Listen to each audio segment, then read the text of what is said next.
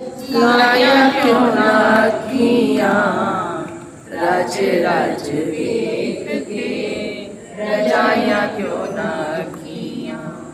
मानो मानो इन आंखों ने हमारी बात नहीं मानी। हमारी आंखों पर ममता की और मोह की कटरी बंधी हुई थी। परिवार की, बच्चों की, मेरे तेरे की। ज्ञान दी इन अखियां जिसे मैल अज्ञान दी निगाह तेरी बंदे विच रब ना पहचान दी। निगाह तेरे बंदे विच रब ना पहचान दी।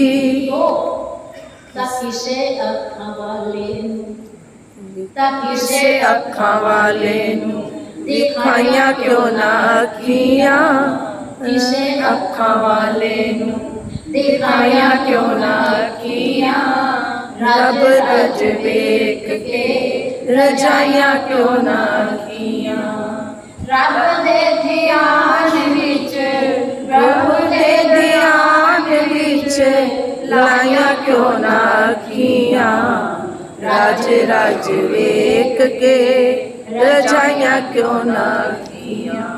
होवे नुकसान थाए मकान वांग चौंदिया ने होवे नुकसान ने मकान वांग चौंदिया ने पुतारी बीमारी विच क्षमा छम रोंदिया ने।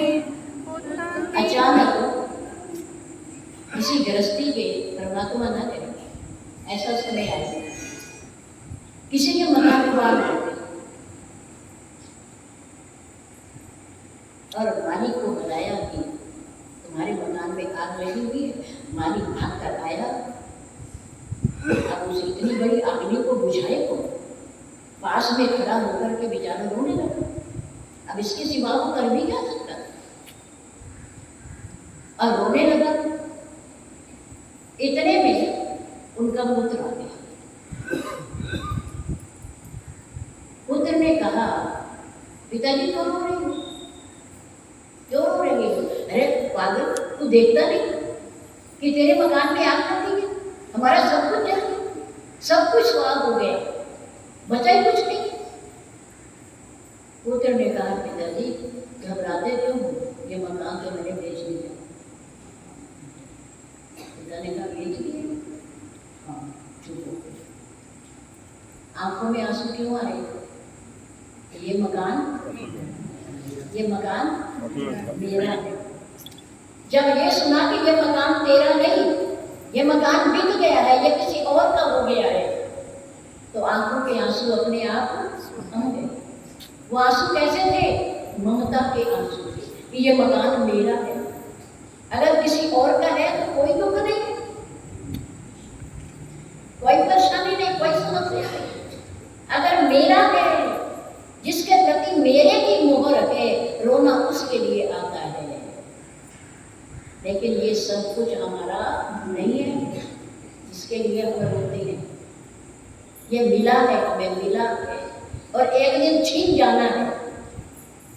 लेकिन हम अज्ञानता के कारण हो गए नुकसान का मकान वांग चौंदिया ने पुतारी बीमारी विच क्षमा छम रोंदिया ने।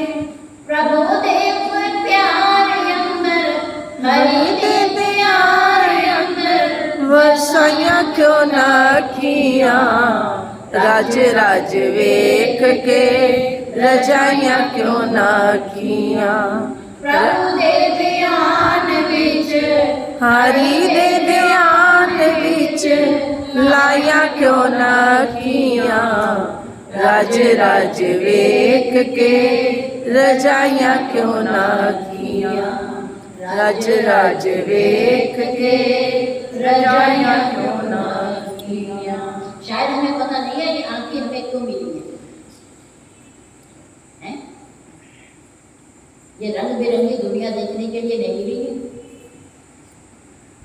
नैन संत दर्श नहीं देखा। इन आंखों से क्या करना है? किसी सच्चे संत के दर्शन करने, प्रभु के दर्शन करने हैं, उनको देखना है। इसलिए इन आंखों की प्यास बुझती है परमात्मा के दर्शन से, हरि के दर्शन से, संतों के दर्शन से। इस दुनिया को देख देख करके आंखें कभी तृप्त नहीं होगी, ये तृप्त होंगी परमपिता परमात्मा के दर्शनों से। इसलिए प्रयास करें कि अंदर के नेत्र खुले, ज्ञान और वैराग्य के नेत्र खुले।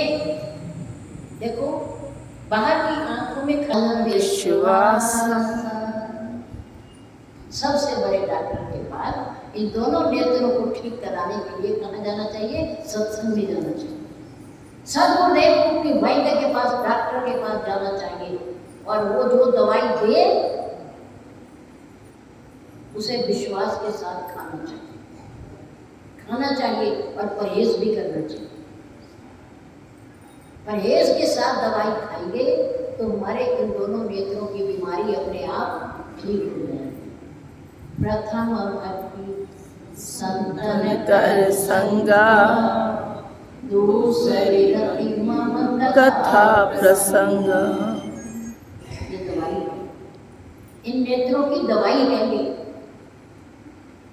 कि पहले संतों का संग करो। अगर इन नेत्रों को ठीक करना है, खोलना है, तो संतों का संग करो, उनकी सेवा करो और उनकी आज्ञा का पालन करो।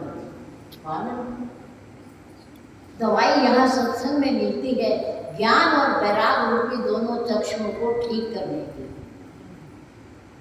बाकी नेत्र तो जब तक जीवन है खुले रहेंगे, लेकिन इन दोनों नेत्रों को खोलने की जरूरत है। और वो खुलेंगे कहाँ से? सत्संग से खुलेंगे। इसलिए समय की